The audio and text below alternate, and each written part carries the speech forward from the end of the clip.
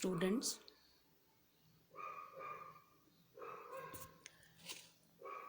हम heterocyclic compounds में pyridine का अध्ययन कर रहे हैं और उसकी रिएक्शंस हम यहाँ पर देख रहे हैं।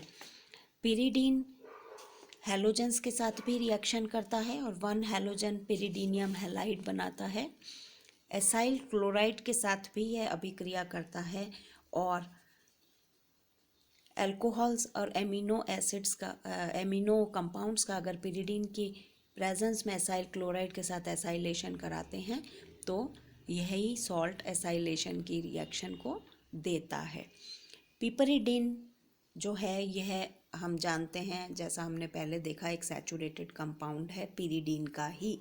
तो इनकी जो कंपैरेटिव बेसिसिटी है उसको हम अगर अध्ययन करें तो हमारे पास आता है कि सबसे अधिक बेसिक जो है वह पिपरिडीन होता है, उससे कम बेसिक पिरिडीन है और उससे कम बेसिक पायरॉल है।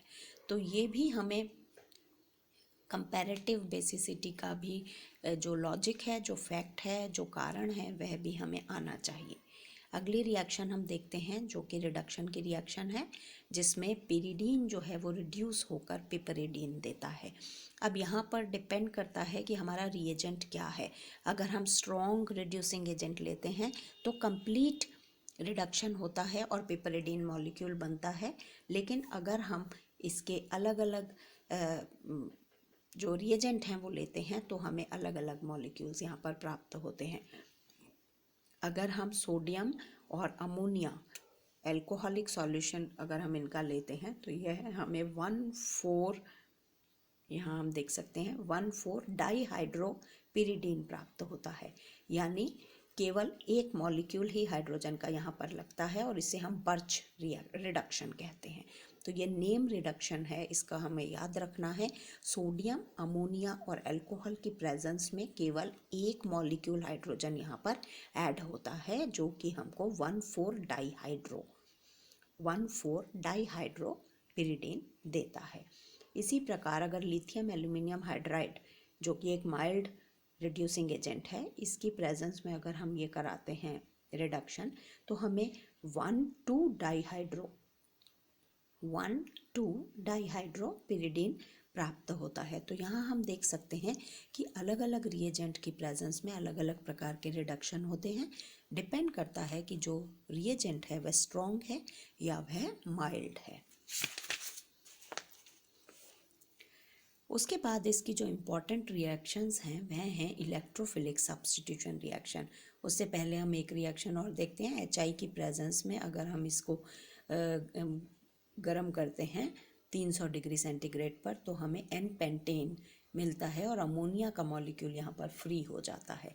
तो रिडक्शन अगर होता है बहुत ही स्ट्रॉन्ग रिड्यूसिंग एजेंट जैसे HI की प्रेजेंस में, तो वो अमोनिया को फ्री करके इस रिंग को ओपन कर देता है और एक सैचुरेटेड अल्केन हमें यहाँ पर प्राप्त होता है।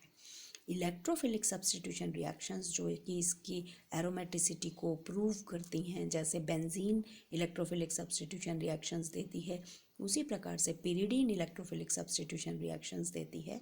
तो यहाँ हम देखते हैं कि इसकी सेकंड, थर्ड और फोर्थ पोजीशंस पर अलग अलग तरह से सब्स्टिट्यूशन होता है। तो किसकी प्रेजेंस में कौन सा सब्स्टिट्यूशन प्रेफर करेगा ये हमें देखना है। तो यहाँ पर हम देख सकते हैं कि पिरिडीन में मंद परिस्थितियों में तो यह प्रतिस्थापन अभिक्रियाएं और फ्रीडेलक्राफ्ट अभिक्रियाएं संभव नहीं होती। -I अगर हम सब्स्टिट्यूटेड ऑर्थोपैरा यानी 2 और 4, इसकी जो पोजीशन 2 और 4 पोजीशन है वह ऑर्थोपैरा कहलाती है।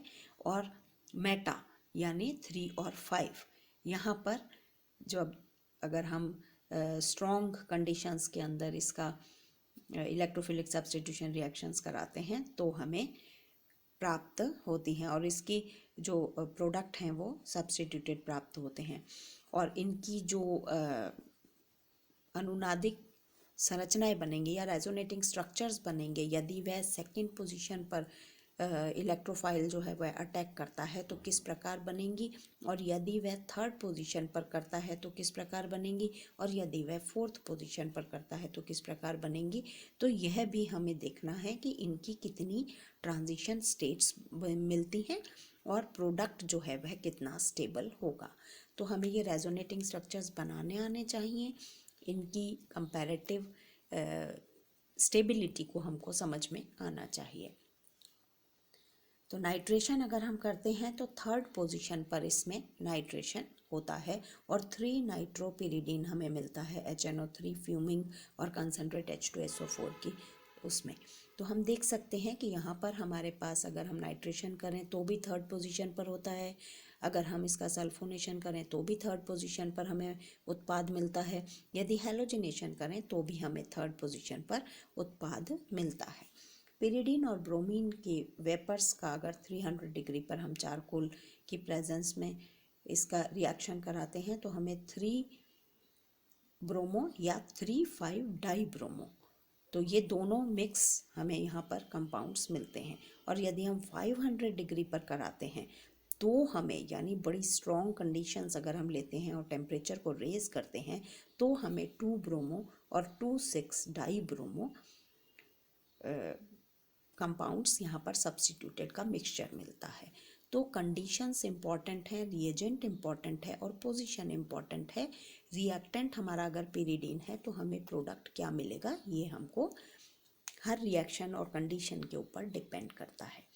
मर्क्यूरेशन में अगर हम करते हैं तो भी वो थर्ड पोजीशन पर मर्क्यूराइजेशन होता है, तो ये भी हमको रिएक्शन एक इलेक्ट्रोफिलिक सब्स्टिट्यूशन रिएक्शन का एग्जाम्पल है। दूसरे प्रकार की जो अभिक्रियाएं यह देता है वह है nucleophilic substitution reactions. Nucleophilic substitution reactions में किस प्रकार से न्यूक्लियोफाइल अगर सेकंड पोजीशन पर अटैक करता है तो रेजोनेटिंग स्ट्रक्चर्स क्या बनते हैं, अगर फोर्थ पोजीशन पर करता है तो क्या बनते हैं, और थर्ड पोजीशन पर करता है तो क्या बनते हैं, इनकी भी हमको जो स्ट्रक्चर्स हैं वह आने चाहिए। और यहाँ पर हम देख सकते हैं कि जो ट्रांजिशन स्टेट बनती है सेकंड और फोर्थ पोजीशन पर वह बहुत स्टेबल है, लेकिन थर्ड पोजीशन पर जो ट्रांजिशन स्टेट्स बनती हैं वह अधिक स्टेबल नहीं है। तो यहाँ पर हम देख सकते हैं कि न्यूक्लियोफिलिक सब्स्टिट्यूशन रिएक्शंस में 2 प्रकार के रिएक्शंस, 3 प्रकार के हम देखते हैं, जिसमें अगर हम उसका एमिनेशन कराते हैं NaNH2 की प्रेजेंस में हीट करते हुए तो सेकंड पोजीशन पर, और ज़्यादा स्ट्रॉन्ग उससे कराते हैं तो 2 और 6 डाई एमिनो पिरिडीन हमें प्राप्त होता है। इसी प्रकार से रिएक्शन अगर हम ऑर्गेनोलिथियम कंपाउंड्स के साथ कराते हैं तो भी हमें यहाँ पर अलग अलग रिएजेंट, यानी चेन अगर हमने जितनी भी लंबी ली है वह ऐड हो जाता है यहाँ पर ये सेकंड पोजीशन पर, और हमें मिलता है पिरिडीन की N ब्यूटिल लिथियम से अगर हम कराते हैं तो हमें 2 ब्यूटिल पिरिडीन मिलता है, और फेनिल लिथियम के साथ कराते हैं तो 2 ब्यूटिल या 2 फेनिल पिरिडीन हमको यहाँ पर 2 फेनिल पिरिडीन प्राप्त होता है। ग्रिग्नार्ड रिएजेंट से अगर हम रिएक्शन कराते हैं तो हमें यहाँ पर 4 यानी पोजीशन पर सब्स्टिट्यूटेड रिएक्शन वो मिलता है, तो 4 बेंजिल पिरिडीन मॉलिक्यूल हमें यहाँ पर मिलता है। पोटेशियम हाइड्रोक्साइड के साथ अगर हम कराते हैं तो OH माइनस जो है वह लग जाता है सेकेंड पोजीशन पर।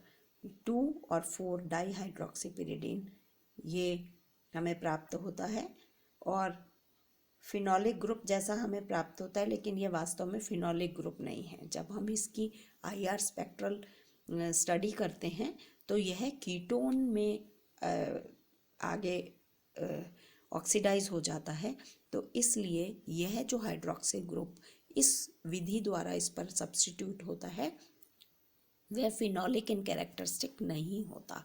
तो ये एक विशेष बात है जो हमें याद रखनी है। इसी प्रकार से इसकी और अभिक्रियाएं हैं, ऑक्सीडेशन की अभिक्रियाएं हैं और उसकी एरोमेटिसिटी है। इन सब के बारे में भी हमको अध्ययन करना है और इनको याद करना है। अमोनिया के साथ टू ब्रोमोपेरिडीन की रिएक्शन तो अमीन यहाँ पर सब्स्टिट्यूट हो जाता है, HCN के साथ रिएक्शन तो CN सब्स्टिट्यूट हो जाता है। ऑक्सीडेशन अगर हम इसका करते हैं तो ऑक्सीडेशन हो जाता है इसका, और हमें पेरिडिन एन ऑक्साइड बनता है जो कि स्थायी होता है। और एरोमेटिसिटी इसकी डिफरेंट